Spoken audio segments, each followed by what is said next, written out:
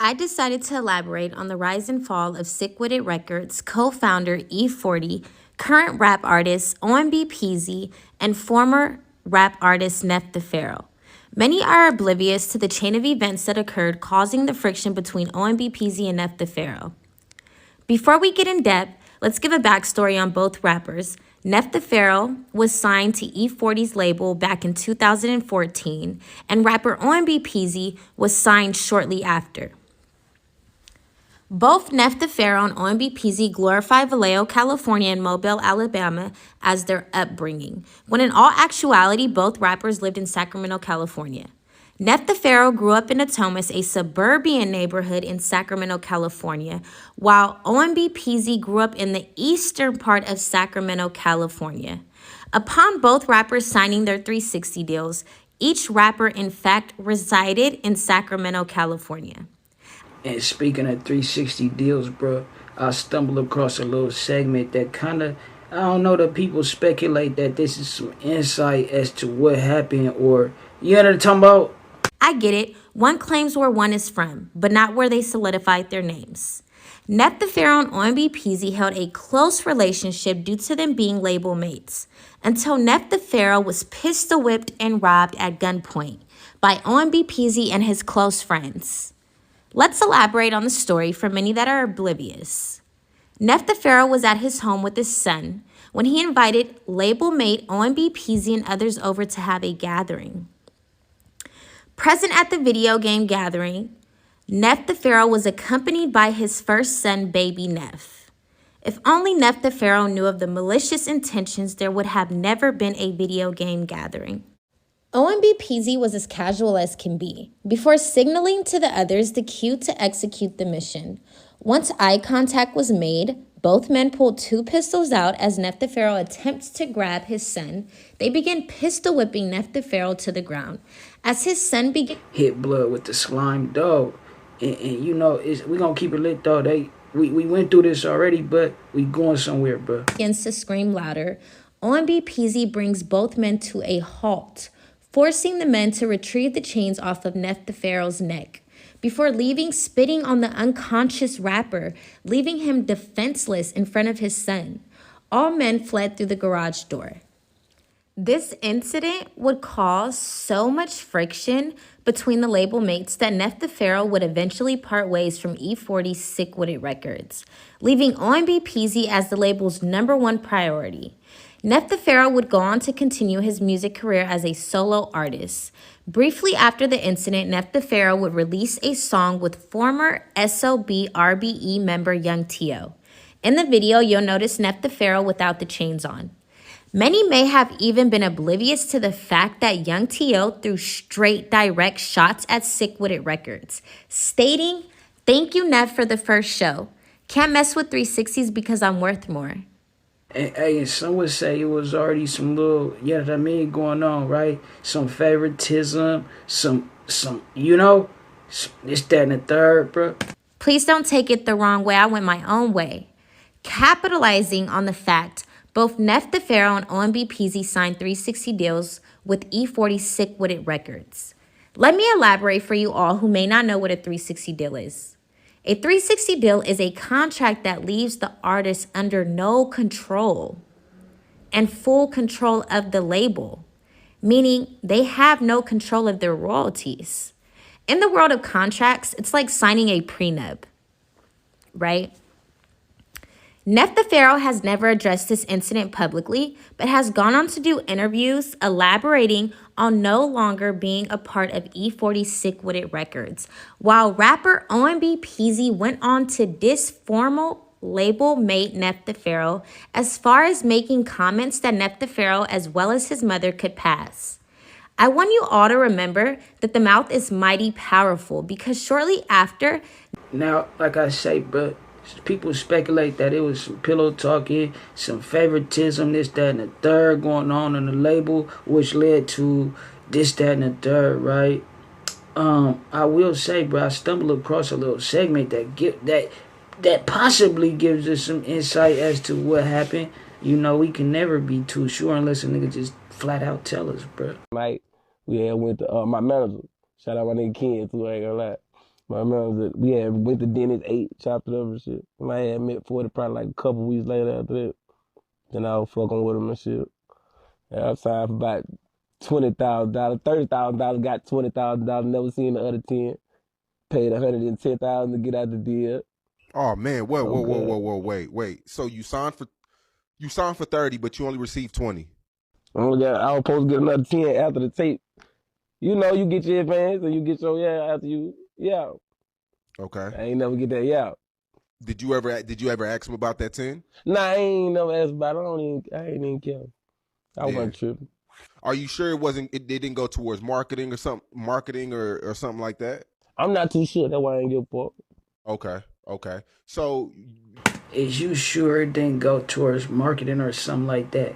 Ain't that supposed to all be accounted for? That's why they say if you know when you sign these contracts, make sure you have an accountant, make sure shit is accounted for.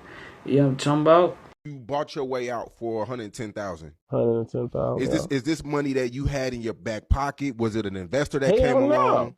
Hell no. $110,000 my motherfucking back pocket about when it was. What kid? When it was? What I buried? Like 4, 5 years. I ain't had no $110,000 in my back pocket like 4, 5 years ago. Shit. That hurt. That hurt, Mm. boy. That hurt, man. So how do you come up with 110,000 to buy your way out? What you mean, shit, hustle? Where Okay, I'm so you from is either rap, shoot, ball, or hustle. You heard, Boosie? so you get your way out, you Yeah. come up with the money, and what's next? Shit. Then I went off into instead of having a distribution deal through Sig with 300, I went through my label Overkill with 300. Oh, Yeah. So it's a couple of things to take away from this situation, right? From this little segment. The first thing is he signed for 30 G's, only got 20. You know what I'm talking about? And only to later on down the line have to buy his way out of the contract for 110,000, bro. You know what I'm talking about? I don't understand how certain artists don't look at these situations like pimp and hoe situations, right? Which, a Beezy a mess with somebody whose ism is up, who seems to be having success in the game, right? So they can learn something. So that way, it's a even exchange type shit. You know what I'm talking about? So, but the people looking at it like, oh, 40 is stern businessman, this, that, and the third, he's scandalous, whatever, how it's business, right? And then also you got to remember, right, being that, so it could be looked at by 40 on 40 standpoint, like, hold on, bro, because you just heard what just happened, right? It was trouble in paradise, trouble on a label, whatever have you. So you pull this little stunt, you mess up this situation I got going on with the priority of the label. Now he upset, he disgruntled, because now they both gone.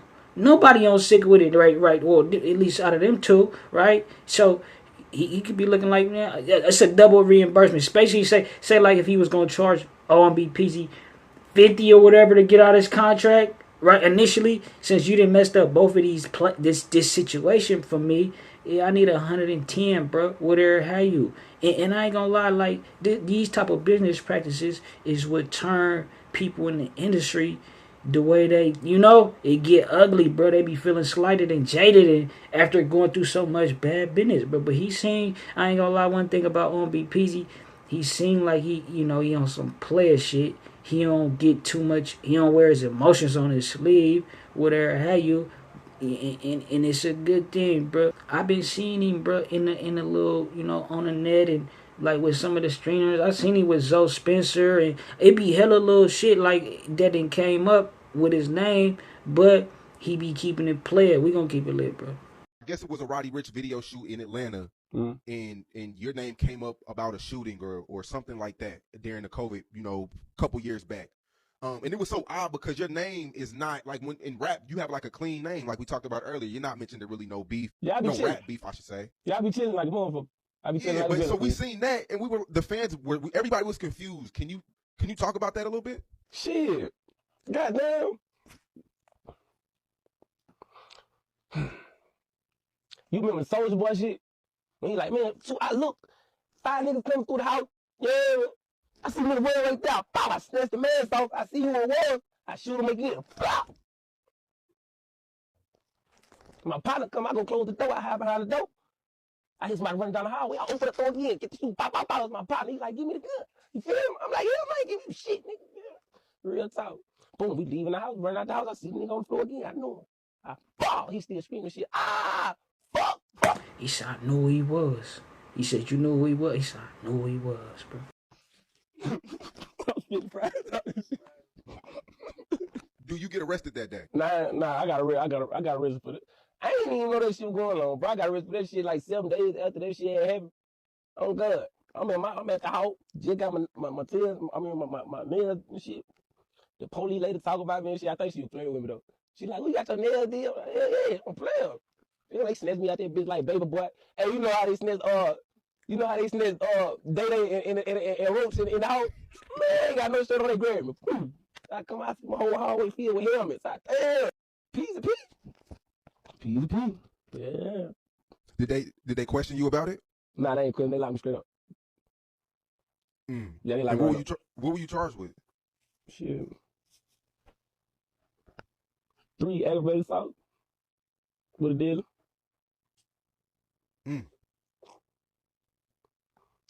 Did you serve a lot of time for that? You see what I mean about this nigga, bro? He just answered a question hella nonchalant, like, nigga, 3 assaults with a deadly. You ain't shit. You see, he beat it though. Yeah, accuse him of some fake shit, bro. Ain't had nothing to do with that shit. Fucking stop. But like I say, bro, I be hearing I didn't heard OMB Peezy name a few times involved in just little shit, and don't nothing really come from it, and you don't really see him like overly popping it or acting like just overly hard. He be on some player shit. That's what I respect about him. Salute to him, bro. Shout out OMB Peezy. Shout out Nev. Yeah, I don't think that should have happened. Shit happens, right? Little nerd shit or just with and to touch on that too, because some people like, oh, well, they not. It's word on the street. They like it was some pillow talking situation, some favoritism situation with the label, feeling slighted. Didn't get his initial 10 from the signed for a 30 ball. Get a dub. I'm finna get this dub from Neff, there. You mean type shit? Like no disrespect. I'm just saying from the perspective, bro. You know what I'm talking about? Yeah, nigga, like I need that. They basically saying the stunts he was pulling was basically to like get at 40 a little bit, like type shit. You know what I'm saying? So and then that's another thing too. So it could be looked at like 40, like hold on, nigga, well, you trying to play little games, nigga? I need 110,000. I need 3 times what I signed you for. Then they're 4 type shit, whatever, you know. Yeah, bro, and it's wow, it is. You know what I'm saying? It's been, but the one thing too though, like for you up and coming artists, be careful, bro, who you signing to. You asking for a loan, bro, from somebody basically, right? So don't, and then you want to be met. It's crazy how I remember hearing about like people signing to people, right? And then here they gripes with the label or whoever they signed to after the fact, right? And it's like, hold on, bro, you was begging at first, now you choosing. Hold on, bro. I just didn't understand. I thought it was like a person was getting signed for their talent. It's like, you know, I think everybody is under the impression that like when somebody gets signed, it's just like some free money. A lot of people know it's a loan now, but it just be a trip when acting like, oh, they made it because, and then clout is a trip right now because people even act like they made it with clout. Feel me? But yeah, bro, like, you know, don't.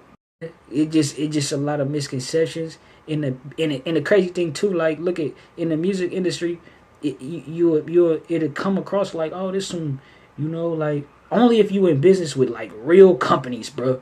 They better be real, cause some of these companies. That's why I made this song. Can't be playing with that paper. You talking about like you cause it ain't like on some people might take that like, oh, you know, some like initially that's where it was like. Was from, but I also know it could be that could be interpreted hella different ways. It could be used for like the workplace. Nigga, don't be tell your boss, don't be playing with that paper. Don't anybody, you know what I'm saying, type shit. And oftentimes, bro, with these labels and shit like that, see how he say he didn't get his extra 10 there, do some dumb shit like that, acting like you forgot the nigga it's convenient for you to forget you owe me 10,000. Or they'll just say some shit like, yeah, you ain't recoup. They treat, you know, a lot of these artists get treated like hoes. You know what I'm saying? That's like real hoes. That's under a nigga management type shit. Yeah, that's what a pimp will tell a hoe. Like, you ain't made, what? Get the back out. You ain't made enough. You ain't did shit type shit. Whatever. You know what I'm saying? We on to the next one though, bro. Y'all niggas let me know what y'all think. Out the W.I.G TV in here. W.I.G TV. Somebody did it. He got his name. W.I.G TV. You know what I'm saying? Yeah, WIG TV. Hey, I fuck with you, my nigga. I ain't.